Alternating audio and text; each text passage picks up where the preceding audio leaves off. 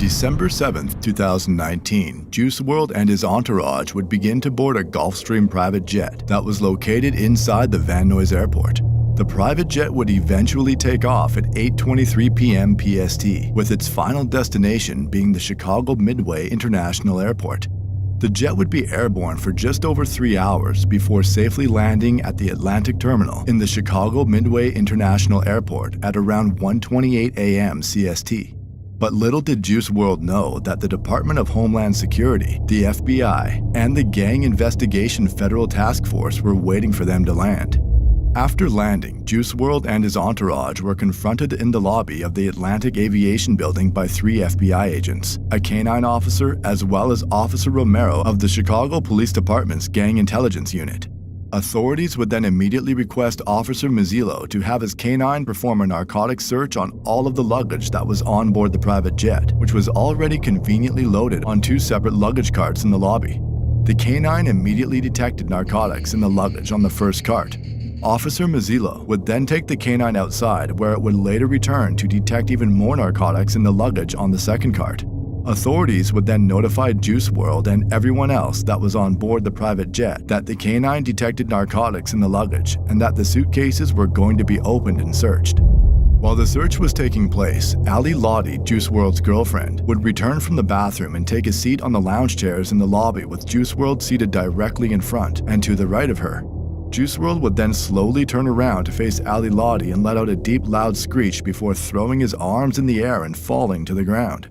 Juice WRLD would then begin to convulse on the ground while blood leaked from his nose and mouth. Ali Lottie began to scream for help. Chicago police officers Michael Botica and Daniel McAuliffe would then claim to immediately start helping Juice WRLD by rolling Juice on his side to help with his breathing. Officer Botica would then call for the Chicago Fire Department while a Homeland Security Investigations agent gave Juice WRLD 2 shots of Narcan. Officer Botica would then claim that after receiving the Narcan shots that Juice WRLD would stop convulsing. Juice WRLD was then transported to the Christ Hospital in Chicago by the Chicago Fire Department paramedics, while the authorities would uncover 41 vacuum-sealed bags containing 70 pounds of marijuana and 6 prescription bottles of codeine.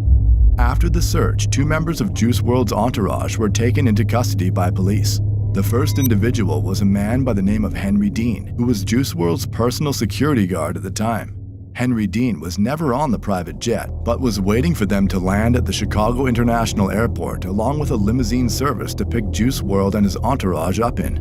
After getting word that Juice WRLD safely landed, Henry Dean would enter the airport to help everyone that was on board the flight with their luggage, but was quickly stopped by authorities. Officers would then ask Henry Dean if he had any weapons on him, which he would inform them that he did, in fact, have 2 firearms on him but has a valid firearms owner ID as well as a concealed carry license. Unfortunately, these licenses did not allow him to carry a concealed firearm inside an airport, and police eventually arrested Henry Dean on 3 charges relating to the firearms he had in his possession. The other individual arrested was Chris Long, Juice WRLD's personal photographer and videographer. Chris Long was arrested after authorities discovered a bag containing camera equipment along with a .40 caliber pistol hidden inside. When asked who the bag belonged to, Chris Long would claim ownership of the bag but denied any knowledge of there being a firearm inside. Chris Long would then be arrested and charged with unlawful possession of a firearm at around 2:03 a.m. on December 8, 2019. A little over an hour later, Juice WRLD would be pronounced dead by Dr. Sean Motsney at 3:14 a.m. The cause of death was later revealed to be oxycodone and codeine toxicity. Everyone else that was on board the private jet was free to go without any additional charges. But what about the 70 pounds of marijuana that was trafficked over 2,000 miles across the country? It was stated that neither of the suitcases containing the vacuum-sealed bags had any name or personal items that could be linked to any of the passengers on the jet, and nobody claimed ownership of the suitcases either. But why was it even on the jet in the first place? Juice WRLD was a rich and famous superstar. Why would anyone put Juice WRLD in that position in the first place? Regardless, the feds weren't just going to let drug trafficking slide, right?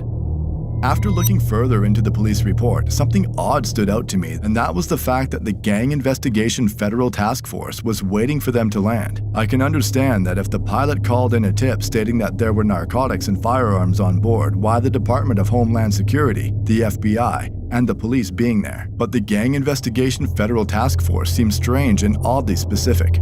I began to do more research where I eventually discovered that just 6 days before Juice WRLD's sudden overdose, the Chicago Tribune released an article claiming that the FBI is in town to investigate the death of a Chicago rapper who went by the name of Shoota Shells. Shoota Shells was a member of a Chicago gang called Black Mob, and back in 2017 released a song on YouTube titled Death of 150, which was a brutal diss to a rival gang. The rival gang targeted in the song goes by the name of No Limit, with its most well-known members being rappers G Herbo and Lil Bibby. Lil Bibby is also the owner of Grade A Productions, a record label Juice WRLD was heavily involved with since its start and would later sign onto a multi-million-dollar joint venture deal with Interscope Records. Now, while most Chicago gang members are known to be some of the most savage individuals, Lil Bibby was different, with his main focus always being money, and was known as a big-time drug dealer who rarely dissed opposing gang members. When the Chicago drill scene started to gain traction online back in 2012, names such as Chief Keef, Lil Durk, G Herbo, and Lil Bibby were some of the biggest in the industry. Juice WRLD, who grew up in Homewood, Illinois, a Chicago suburb just 30 minutes south of where Lil Bibby is from, became a huge fan of the drill scene, and when Lil Bibby showed interest in Juice WRLD, he signed him almost immediately despite having similar opportunities to get into the music industry.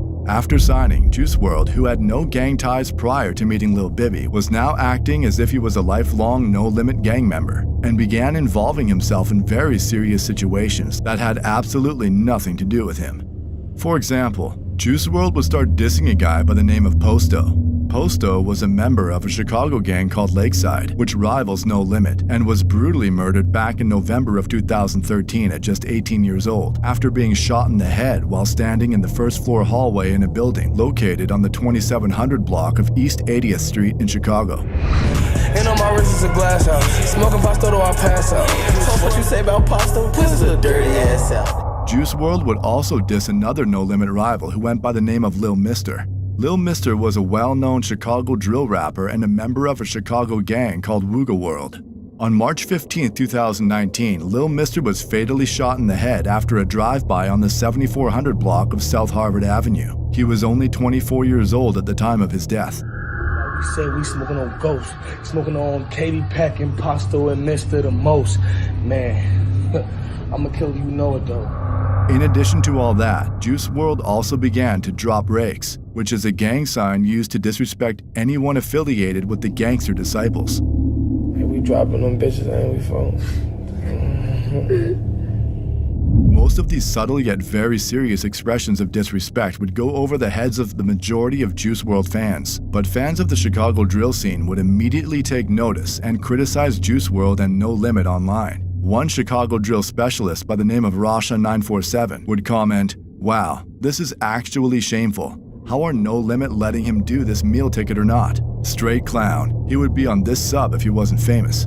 Another drill superfan by the name of Throwaway8881 would say, "Herb, Cairo, and Bibby are some clowns for letting him do all this." A now deleted user would respond to that comment with, "It's gotta be awkward these savage hood dudes pretending to vibe with him just for money and clout, when he's clearly some soft suburban dude, and him trying to pretend he can relate to their savage mentalities." These situations are prime examples to show the lengths Juice WRLD would go in order to fit in with the No Limit street gang. Now, going back to the narcotics found on Juice WRLD's private jet, fans have been speculating on several theories since the day it happened, with a common one being that the narcotics found on Juice WRLD's private jet were for personal use and were most likely being brought from California to Chicago to be given out to the guests at Juice WRLD's 21st birthday party that was scheduled on the day he unfortunately passed away. Another theory being discussed online is that Juice WRLD's girlfriend, Ali Lottie, was the mastermind behind all of this, with the evidence being leaked court documents claiming that Ali Lottie was arrested for trafficking meth back in 2017. Ali Lottie denied these claims on Twitter by tweeting, "Never seen meth ever, and I'm pretty sure meth is Adderall. Again, this paperwork has nothing to do with me. I'm so sorry. I don't even know the lawyer." Fans would also speculate that Chris Long may have something to do with this due to his ties with the underground cannabis industry in Los Angeles. This is Chris Long, the plug. Royal Buds LA is a store that sells medicinal marijuana. Yes. And you're the manager. Who owns it? Or can you talk about that? Some guys own it. So you really can't talk about who owns it? I'm not gonna. Okay, that's The fair. weed This is business already is a business shady. where I love the weed business. information is kept close to They the don't chest. think it. Yeah. But basically, he works for some dudes that own a lot of them. Like, he works with them, and they are fucking. How'd they kingpins find with you? the Shit. And others, more specifically the Chicago drill scene, would speculate that No Limit was behind all of this the whole time, with one highly upvoted comment in particular stating, Juice WRLD was getting extorted, even though some people like to deny it. Another user would respond shortly after saying, thank you. Why would Juice WRLD be traveling on a jet with so much weed? No Limit was using him as a crash dummy. He just so happened to be a superstar. We will likely never know why and how this situation came to be, but at the end of the day, 70 pounds of narcotics were found in the luggage on board the private jet, with the Gang Investigation Federal Task Force in particular waiting for Juice WRLD and No Limit to land.